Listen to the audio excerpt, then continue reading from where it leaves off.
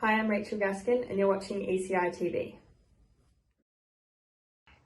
Good morning, Gazza. Good morning, Shane. How are you? Good. So I didn't even call you Shaun this time. Welcome to ECITV. It's been a while. I think it's because you haven't seen Shaun. That's what it is. All this social isolation and everything. But anyway, here we are with episode 12 of ECITV. All right. So we've got a fair bit to talk about today. There will be no Show Us Your Bike competition because we don't have enough entries, but we'll put that on next week. But yep. So everyone jump on, throw your bikes in, give us some pictures and a little bit of a description. We'll cover that later, but yeah. So we hope that you've caught our latest Dozer's dad joke battle. So Dozer took on Michael Bias, and last time Dozer was in a dad joke battle, there was not one single laugh, but this time they were flowing quite freely, and it's quite funny to watch. It's probably one of the funnier ones. So make sure you catch that. It's on our YouTube and Facebook.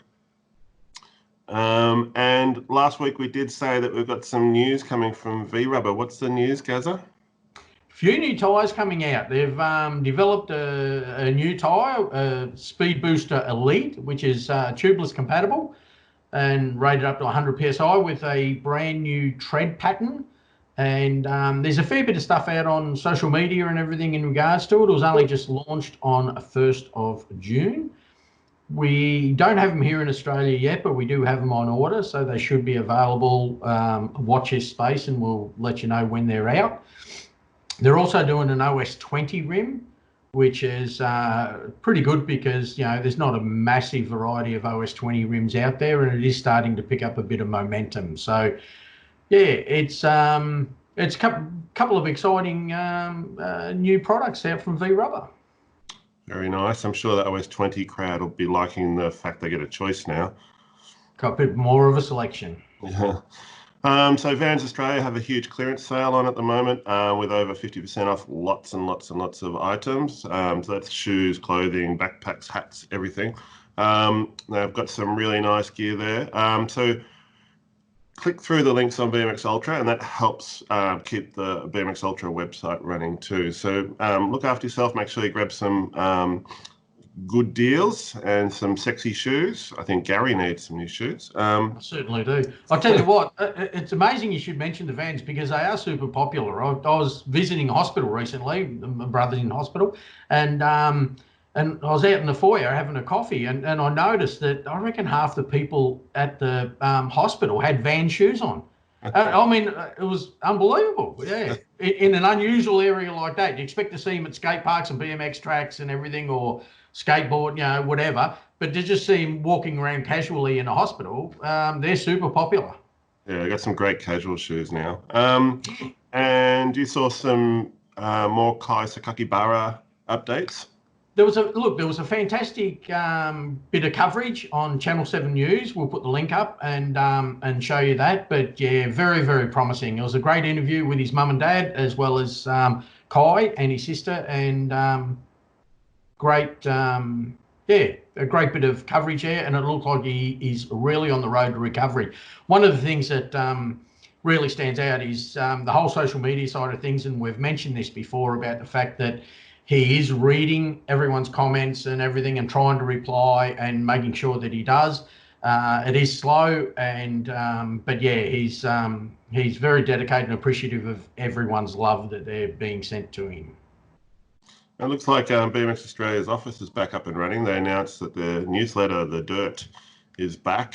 So there's plenty of information coming out of BMX Australia again. Jump on and subscribe to that because it's it keeps you up to date. And you watched a Luke Madill pull manual training tip. I haven't seen that video. What's it about, Gary? Yeah, look, Luke, everyone knows Luke Madill. It's associated with BMX. He's been around for a million years and he's got some great advice. So what he's doing is he's just putting up some coaching tips. And this one is how to utilize a pull manual. And so what we'll do is we'll probably play it and then we'll come back and have a quick chat about it. So pull manualing is one of the most technical skills you can use in BMX racing. but executed efficiently, it can be one of the most powerful skills you can have. Some key points to remember in the setup are standing tall to allow room to pull the front of the bike up, body weight still in the centre of the bike for the best balance point. Your body is still in a relaxed position to allow a smoother flow and execution. At the middle of the jump, you will then continue to execute a standard manual by beginning to relax your upper body so you can concentrate on your timing. Push through with your legs to gain a stronger pump through the jump. Ensure your rear wheel stays on the ground for a smoother transition through the jump. Beginners can start out by lifting their front wheel onto the top of the jump without having to execute the whole manual. The timing of the pull manual is key to ensure your front wheel rises within a metre of the jump. When starting out, remember to stay tall for more room and strength on the bike, body position central for the best balance point, looking to the top of the jump so you can see where your front wheel needs to be placed.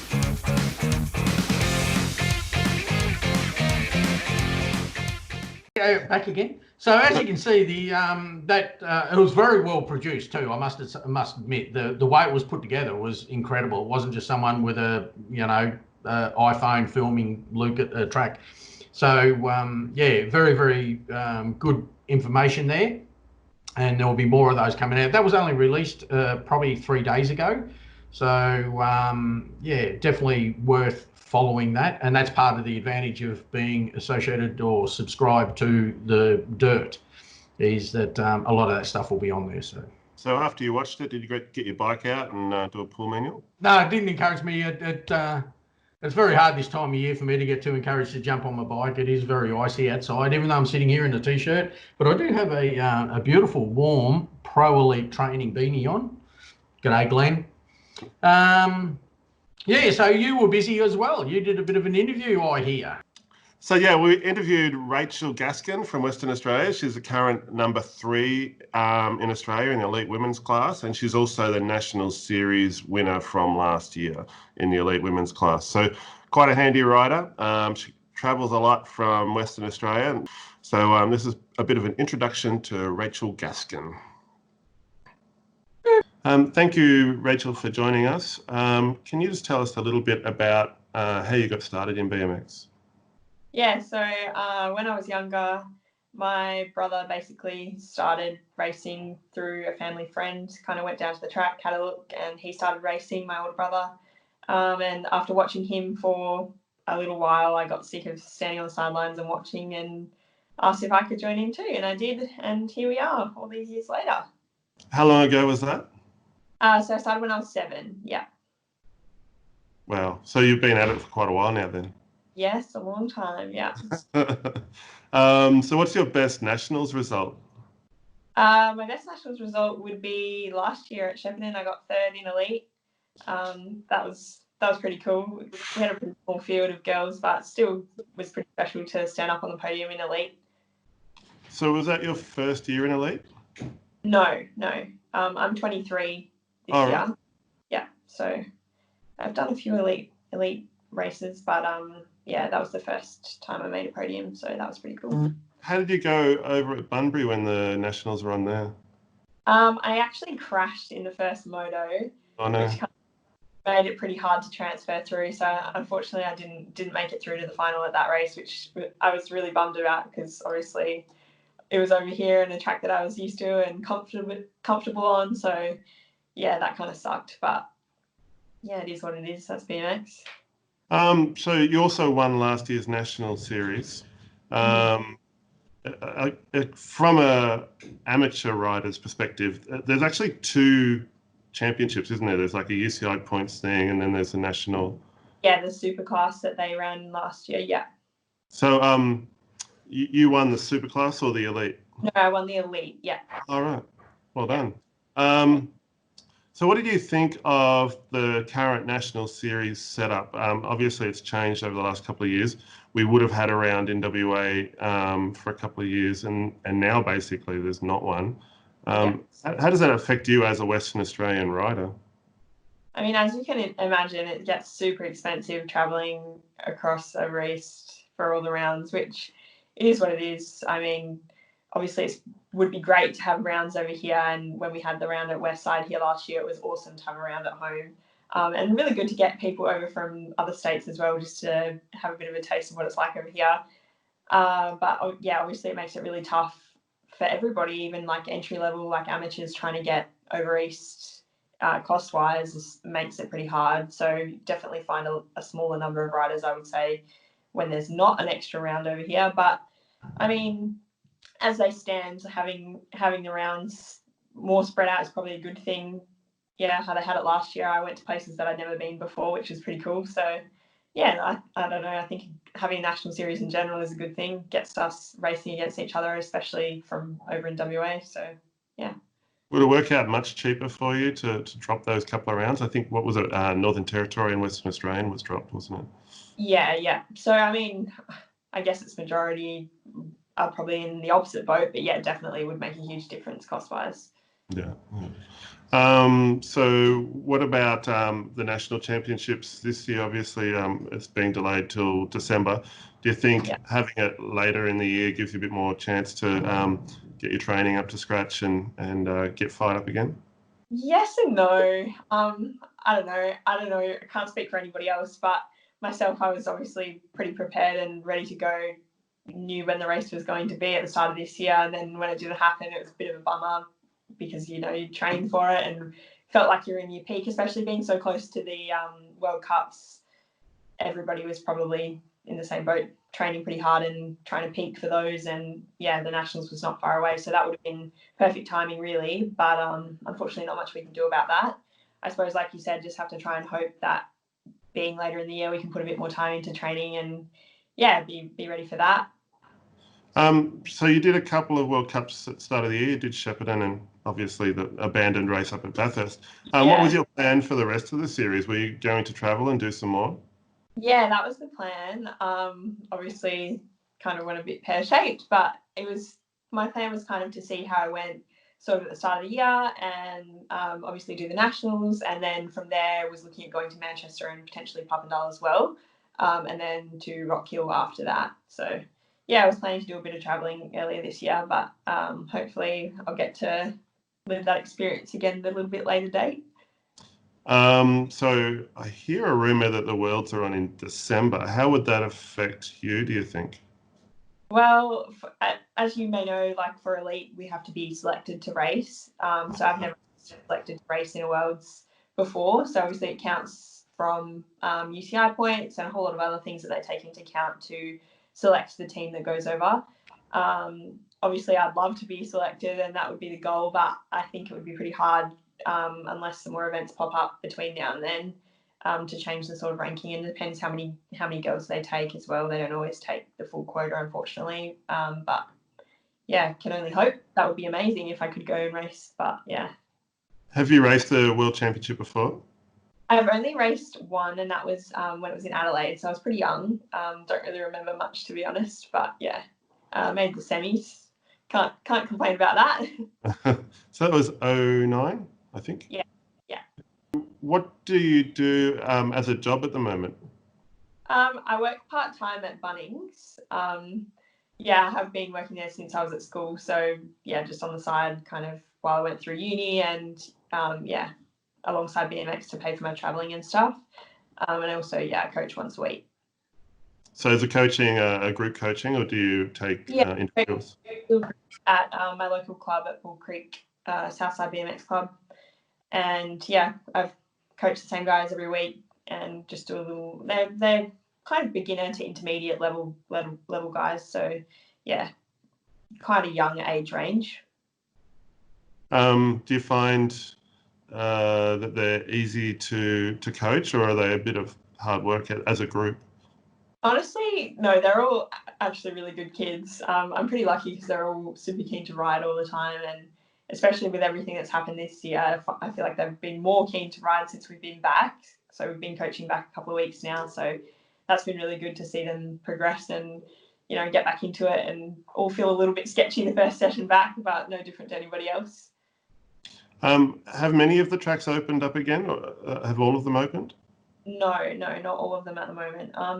So a lot of the tracks have opened up just for coaching only. So if they've been closed tracks, but every shire is different with their ruling. So yeah, unfortunately, there's only a couple that are actually open that you can ride whenever you like. And fortunately, that one of my track is one of them, so that's good. But yeah, waiting. So do you put a lot of emphasis into riding the track, or are you more of a gym junkie?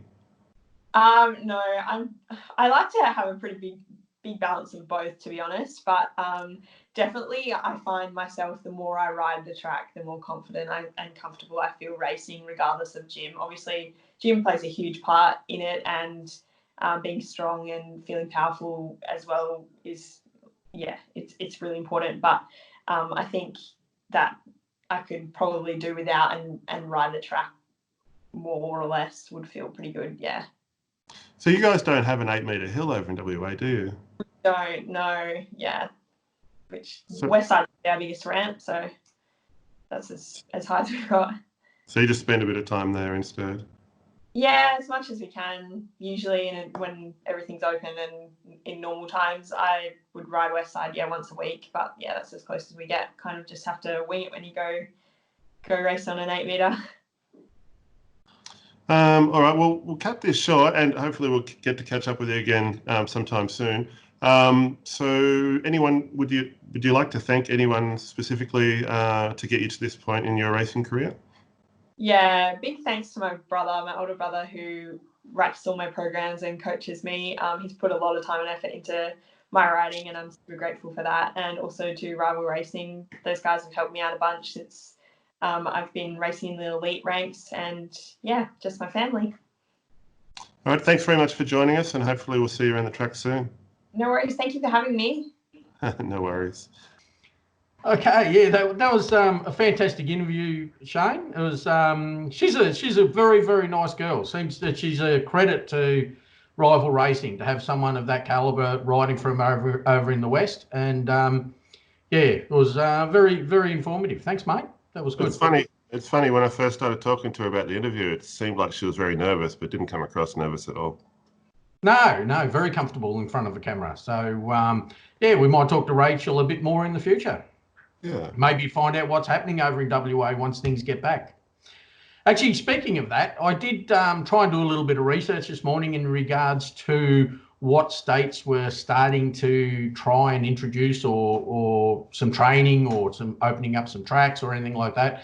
Very, very confusing. BMX Australia Facebook page had a lot of links to each state, and I went through and read all those, and it really is just up in limbo at the moment. So if anyone does have a bit more information that they can share with our viewers, just get in contact with us, because it is very hard to try and find anything, and obviously just nothing's happening at the moment. So if you are looking for a race fix, I think the Bounce Back Nationals are on this weekend, and there's a live web feed from the USA. So jump onto usabmx.com and you can get the link and all the details there.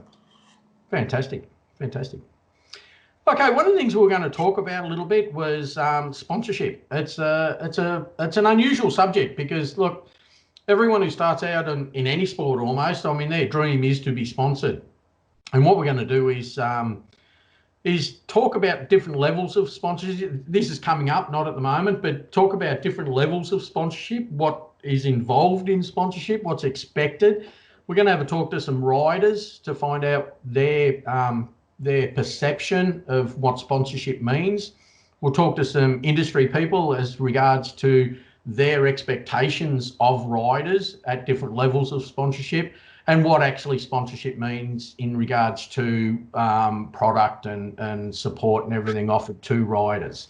So I reckon that's going to be quite a good subject. And to kick that off a little bit, just as a bit of an introduction, Shane had a bit of an interview with Michael to see his situation. So the biased opinion this week is about sponsorship.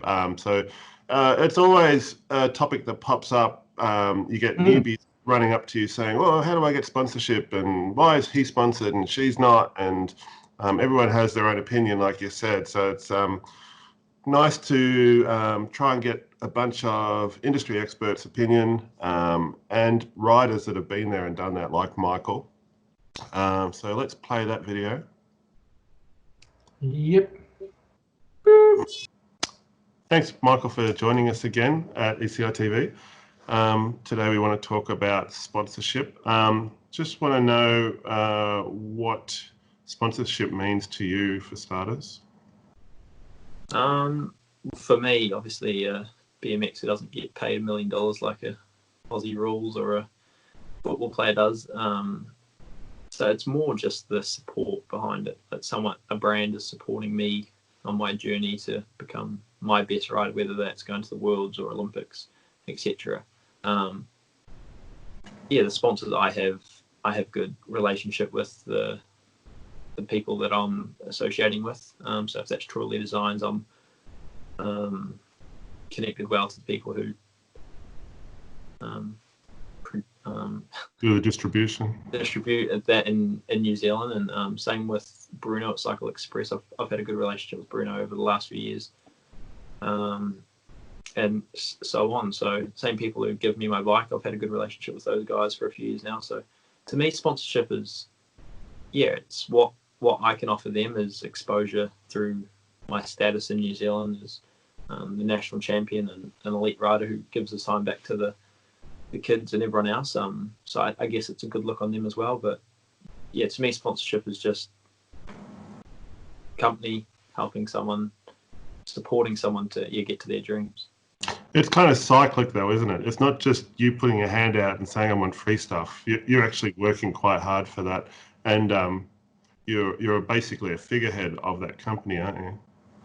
Yeah, to a certain extent. I look at when kids these days are saying, "Oh, I want to be sponsored by Speedco, or I want to be sponsored by Truly Designs."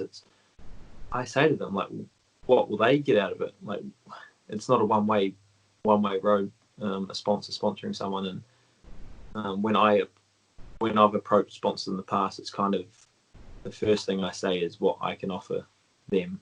If they're an up-and-coming bike shop or if they're a new brand, it's what I can offer them. And sometimes if the brand's too big, obviously, I can't offer them anything because I'll have another rider that's world champion and got 100,000 followers on social media. So obviously you've got to be realistic with who you're approaching for sponsorship, and yeah. The thing I find sad is it's almost like kids that are newish to the sport don't realize you can race BMX without being sponsored. It's almost like they think they have to have a sponsor to be accepted by everybody else. Do you find that in New Zealand? Yeah, for sure. I really dislike that because when I was a kid, like, it wasn't a thing. I mean, I remember when I was 12, I think I had a team come to me. Like, I didn't go to them. I was 12 years old. They came to me and said, "Do you want to be part of our team?" Because back then it was like it's died off a little bit now, but it was this team versus that team in a series. So they asked me to be on the team to score points, where I still had to pay money for the bike and a little bit for the clothes as well. But it was just to be part of the team. And as a kid, I didn't want to be sponsored. I mean, I did, but it was just what wasn't possible in my brain. Like, you look at 10-year-olds that play soccer, they're not sponsored by Nike or Adidas. It's like, well, why should we be sponsored by the best brands in our sport? So I kind of say that back to the kids, and you do your work now and you'll get sponsored later on when you're actually good enough. It's almost like it's a confusion of a team versus sponsorship. Like, everyone wants to be part of a group and they all want to be wearing, the cool jersey, the cool pants, riding the cool frame. But for some reason, there's this disconnect where you could go and buy that stuff. You don't actually have to ask for it for free. Yeah. I always found that funny when it came to BMXs. They're quite willing to, run all the cool stuff, but don't want to pay full price for it. Yeah, and I guess that's why the BMX industry suffers so much. Everyone wants something cheap or for free. So, well, that's another part of it all, really, isn't it? Like, I remember in the past, the resellers, the manufacturers, the distributors, they'd all have to make a margin, and with that margin, they put that back into the sport for sponsorship, either events like you've got Torpedo 7 in the background there, or Red Bull or whatever. They put that money back into the events or riders. But if people aren't spending the money with those companies, they don't have that money to give back. Yeah, I look at it. That's the first thing I always say is, like, I compare it to other sports. Like, BMX is quite a small new sport, so it's like you go look at if you play soccer or AFL. Like, a 10-year-old's getting sponsored for ball companies or boot companies or clothes companies. No, they're not. So why should we? Like, BMX isn't a different sport that everyone should be sponsored. If anything, it should be the other way around. And I guess that's why, those companies in BMX can't really afford to sponsor the pros good enough without being disrespectful to some of the sponsors. It's just like, it's nothing like other sports where we're just getting free product or a little bit of money here and there. Do you think you'd still be able to race at the level that you're racing if you weren't sponsored? Yeah. I think that's the key, isn't it? It is. And like, that's probably, it's not a good answer. That's not a positive answer for our sport, but it's the truth. And I think in reality, the help's great. And obviously, if you don't have to spend money on pedals or race gear or frame or whatever, it means that you can travel more and race more. I think when you're a kid, you're not paying for anything anyway. So the fact that you want a free helmet, if you really want it, your parents will get it for you. If you train hard enough and show that you love the sport enough, I'm sure they'll get it for you eventually. But when you're a elite rider, normally your parents stop paying for product and the bike. So that's probably when you need it more so than a kid that needs it. And I think it's sort of in New Zealand. I'm not sure about Australia too much, but there's 10-year-olds, 11-year-olds getting sponsored a free bike and free kit. And to me, it's almost insulting to an elite rider like me who's put my life and soul into BMX, and I'm getting the same deal as a 10-year-old. It's like, what's going on here? But like I said, I've never been one that's huge on, when I was young, getting sponsored. I think it's awesome to get sponsored, and I love having the sponsors I do have. But then again, it's not like I'm not going to race BMX if I'm not sponsored type of thing. Yeah. Has there ever been anybody approach you about sponsorship for a product you don't entirely agree with, so you've had to knock them back? Yeah, definitely. There's been times where companies come to me with their product, their clothing, whatever, and I've had to say no because I don't either like it or I don't want to use it. Like I said, I'm not desperate for a sponsor that I don't agree with. It's like Troy Lee Designs. I've been a fan of theirs since I was 3 or 4. I remember the first time I got my D2 helmet, I was like over the moon. So like, that's a company that I've always been a fan of, whether I'm sponsored or not. Like, I'm always going to want their product because it's the coolest stuff out there. And it's the same. Well, I don't have sponsors coming out of my ears, but HD Components is kind of the same right now. Like, their pedals are the best on the market, I believe. So to have them on board that's awesome as well. If there was any one company you'd love to be sponsored by, who would it be?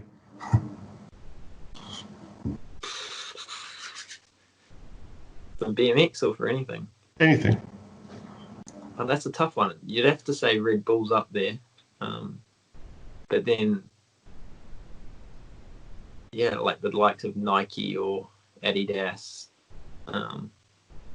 My girlfriend's sponsored by Adidas, and I see the stuff she gets, which is absolutely crazy. Not sure if you've noticed, all my clothes are Adidas. Oh yeah, I did notice that. So you get her hand-me-ups. She just gets thousands and thousands of dollars to go to the stores in Auckland and just get stuff for free. So wow. It's crazy to see someone like her who's up and coming in her sport. With the amount she gets, it's just like, wow, what do the top in the world get for a company like Adidas? It's crazy. So. Does she have some kind of car sponsorship as well? Yeah, so Toyota give her cars as well. She's probably had, 6 cars since the last 2 years. Obviously, they're not hers to keep, but to drive around. Yeah. That's a long-term deal as well. So, maybe a car company would be a cool sponsor, but something like Adidas or Red Bull, I think, would be awesome to be part of. I think you just pointed out it's a completely different world for other sports like track and field, and like you were saying, football. Yeah. It was eye-opening to me. Like, when I met her, I was 20, 21, and I had I was on the Pure team. and that was sponsorship to me. And then when I met her, and she started getting sponsored by all these products like Nike, Adidas, Puma, they all recognized her talent, so they all sent her care packages. So all three companies were sending her, like, I think Adidas sent her 52 pairs of shoes. Or 52 clothing items, sorry. All right. And like 15 pairs of shoes, just as a care package. It's like, come with us. Here's all the clothes. It's like, wow. I dream of someone sending me that much. But again, being sponsored doesn't make you any better than you are. You've still got to put in the hard yards, and looking good's one thing, but being good's another. But you've also got the flip side of it all, where you've got to now work as well as train. So you've got to try and train just as hard as the guys you're competing against, and make the money so you can actually go and compete against them. So it'd be nice if you didn't have to do that, if you had the time to train just as hard and relax as much. Yeah, there's two sides of that. For sure, it's harder than they have it, but at the same time, like when I had this conversation with Sylvan Andre last year in Tokyo. Like, I get to travel and race. That's my dream. And like when I'm there, I don't think about I've had to work or these guys are training full time. Like, I just do my best when I'm there. And like I don't think that.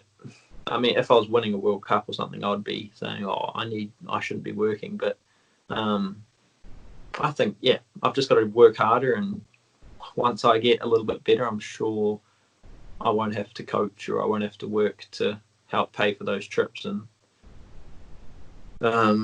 hopefully one day that I'm good enough to sort of get help to get overseas and stuff. You do get some assistance from New Zealand government, don't you? I haven't yet, but recently, after those World Cups in Australia, I'm now on the high performance team. So hopefully moving forward, they can help me out a little bit with flights and accommodation and stuff. But obviously we haven't had to travel yet. But yeah, moving forward, hopefully. When you do travel, are there things that you do to cut costs? Like, do you carpool or sleep on floors and that sort of thing? Hugely. Well, luckily the first year I went with my parents, and I was on the pure team, and we met up with the European pure team, which luckily was based.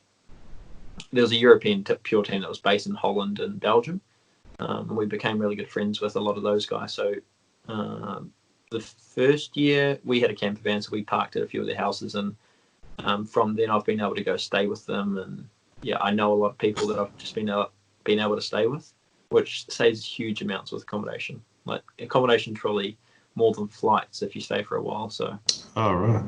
I was in Europe for 3 months last year. Imagine paying accommodation for 3 months. Oh, God. It's not going to be cheap. So I was very, very lucky I am very lucky to know a lot of people over there and let me stay at their house. Yeah.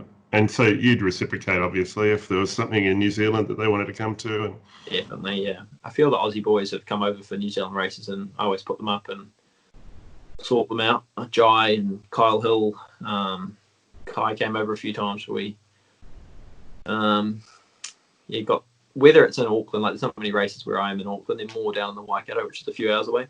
So we'll just get an Airbnb, and I'll cover the Airbnb and they can stay with us. So nice. Works both ways. I wish more people would come to New Zealand. I've been looking to come over, but it just never works out. So one day I'll crash on your floor. Sweet as.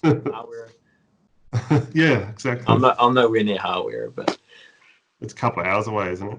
Hawera must be 5 or 6 hours. Oh, right. Okay. That's why I've never been. All right, we've been talking for way too long. Thank you again for your time, Michael. We'll talk to you again in a couple of weeks. Sounds good. Thanks. Thanks, mate. As always, very good opinion from Michael.